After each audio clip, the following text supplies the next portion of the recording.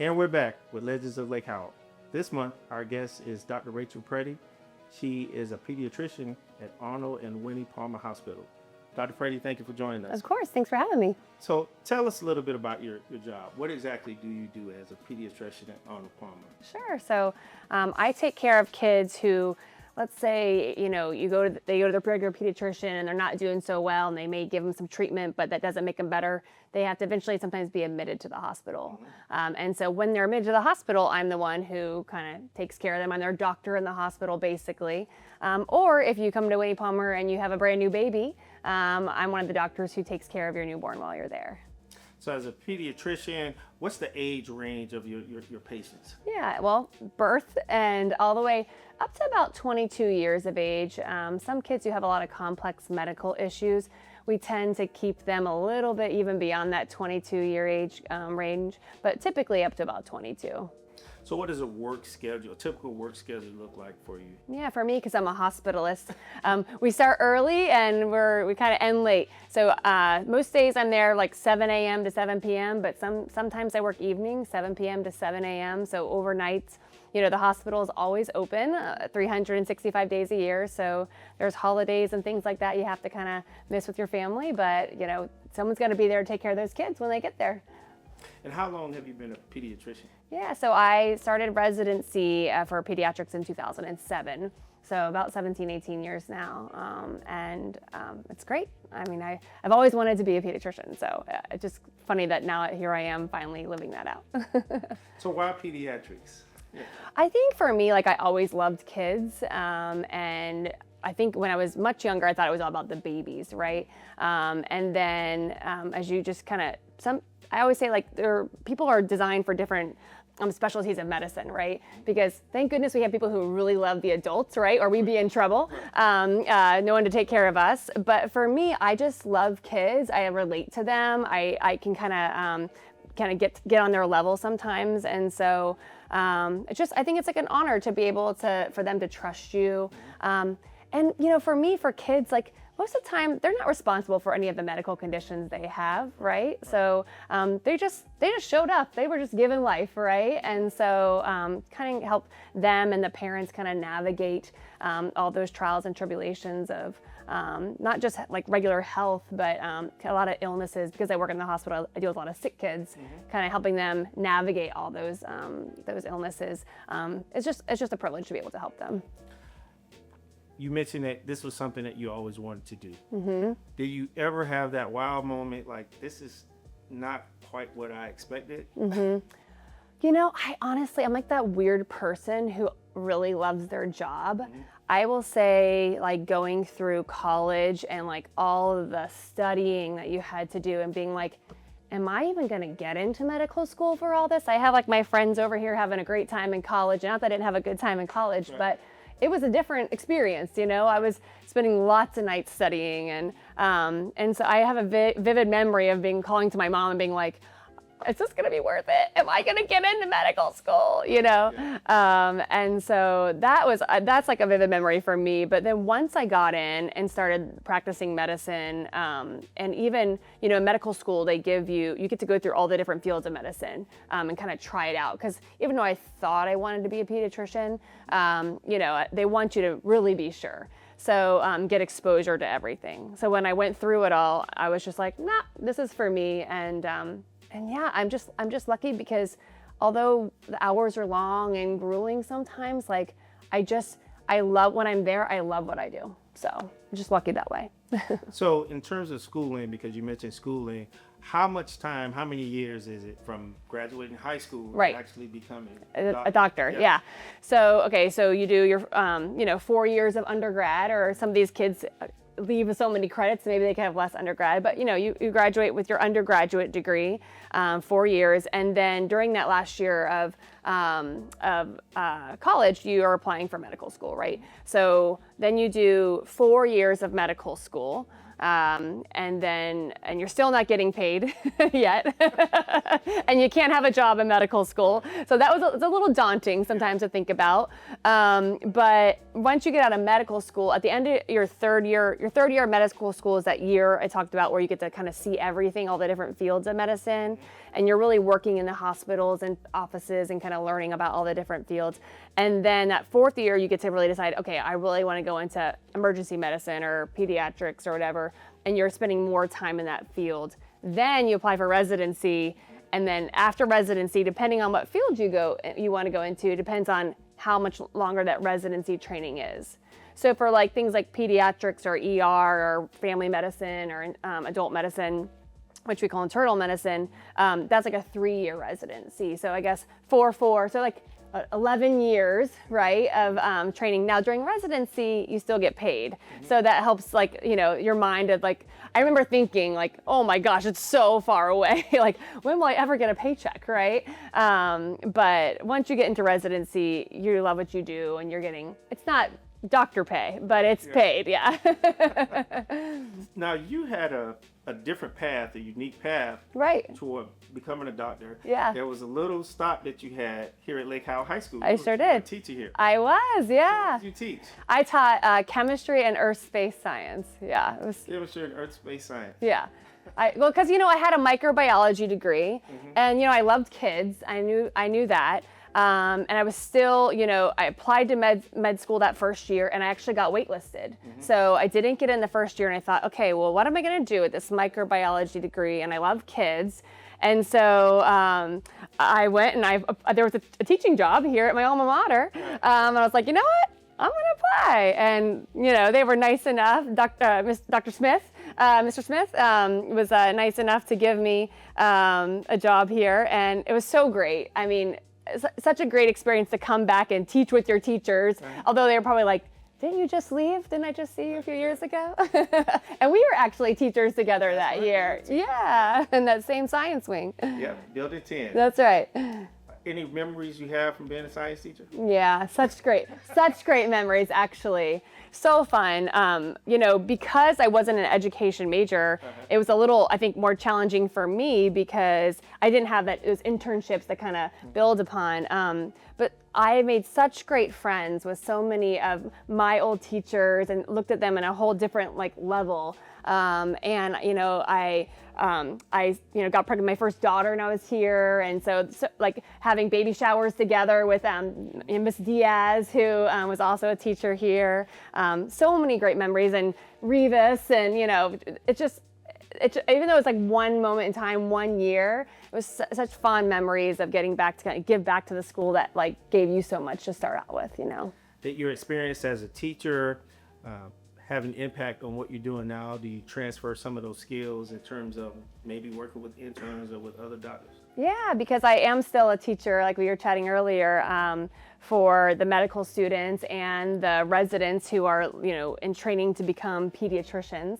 And it is because, you know, you have to remember that these kids are just learning, right? And they got where they are in their career because they wanted to be there. They worked really hard to get there. And so I think like just being relatable to kids and trying to remember that like if you don't take the time to really teach them the right way, nobody will. Like you only get them for a short period of time. Just like the kids that I had in my classroom, like you know, there were such great kids. I still see them, some of those kids out and take care of their kids now that they're having babies and all the things in the hospital. And so you only get them for such a short period of time. So I think as an educator in general, it's just so important to really like make sure you're doing all you can to provide like the best education that you can to them. So you mentioned that you were a student at Lake Howell High School as well. What were some of the experiences that you had here? Were you in any extracurricular activities? Yeah, I was a cheerleader. I don't know if that's surprising or not. Actually, and then when I was a teacher, I actually got to teach the freshman cheerleaders. I was their, you know, coach or whatever. Yeah, so that was fun. Yeah, you know, gosh, so many experiences are here. I started dating my husband when I was a freshman here in high school. He was a senior. I know. It was still a taboo. My parents were like, "You're not dating a senior." I'm like, "Definitely not dating a senior." But yeah.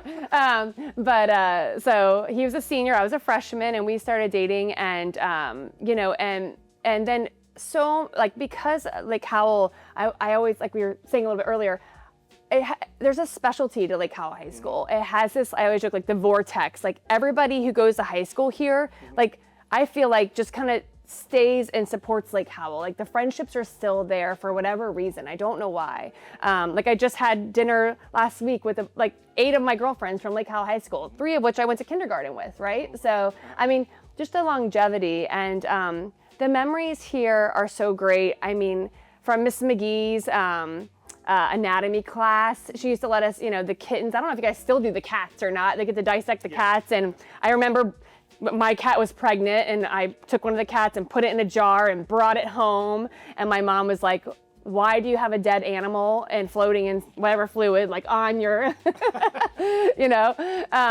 gosh, but I have so many great memories here, just from friendships that I continue to have. We reflect back, just being involved in student government and peer counseling and the dividends program, and I have such fond memories of Lake Howell High School. So that was an interesting transition because you mentioned that you were next door to Miss McGee.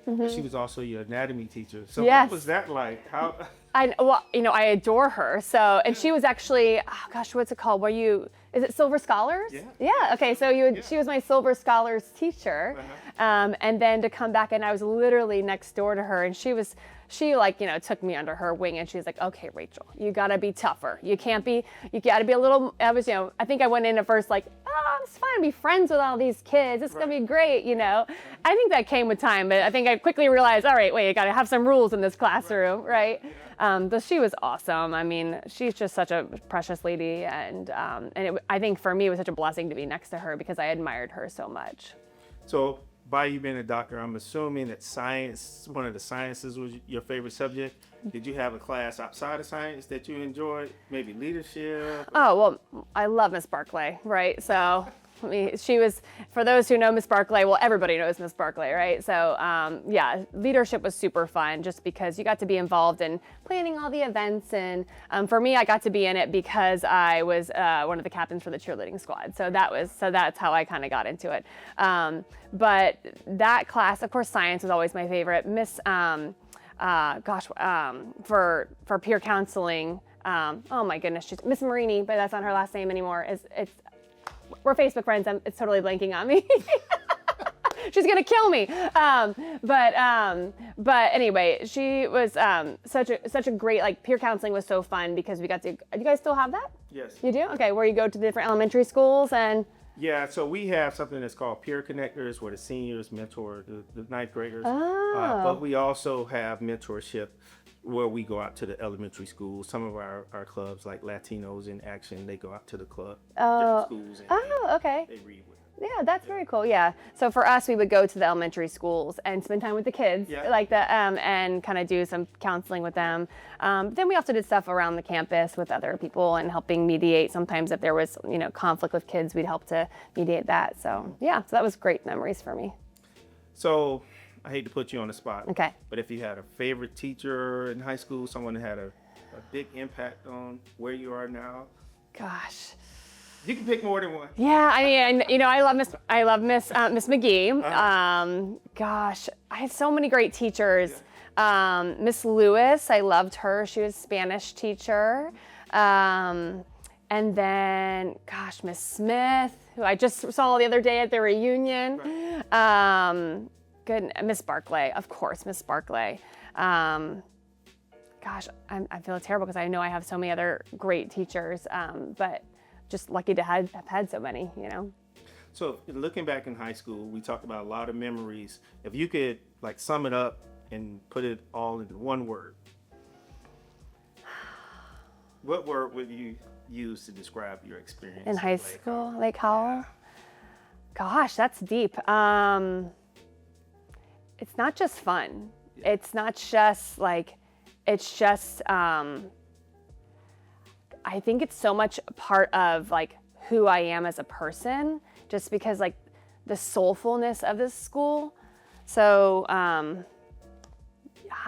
one word, soulfulness. Yeah, I think so. I like that. Yeah, there's so much of who I am now, and even my relationships with my husband, and everything we can reflect back on our time together, and all my friendships that I have. Like so much of it just pulls me back to Lake Howell High School. So, and you've had a long road in terms of your education, and I'm sure there were times where you didn't think that this would actually come to fruition. Yeah. So let's look at you in ninth grade, and you can go back to give your ninth grade self some advice. Yeah. What would you say?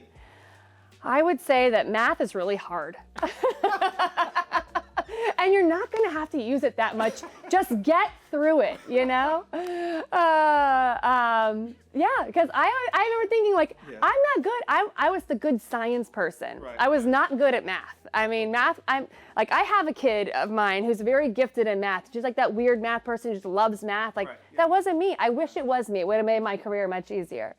But in ninth grade, I would have thought, like, just keep fighting for it. If you want to do it, just keep fighting. And I had to remind myself of that several times through high school, even in college. Like, I had to get the tutors. I had to get, I had the roommate who like barely studied and got the A, and I'm over here like killing myself to get the B, right? So just know that like these little like bad points in your high school career, they don't mean that much in the long run. If you really want something and go for it, there's many avenues. Even if you don't get into the college you want to go to, and you feel like that's it, I'm heartbroken. If I don't get into Florida, I'm not going to get to go to med school. If I don't get into wherever, like that's not the case. Like if you have a drive, if you fight for it, there are so many avenues to get whatever career you are seeking, And I think that is a great point that we can end on. Students, as a reminder, don't give up. This is a good testament that we have here. And Dr. Prete, thank you for joining us. Of course. Thanks for having me. Appreciate it. Bye.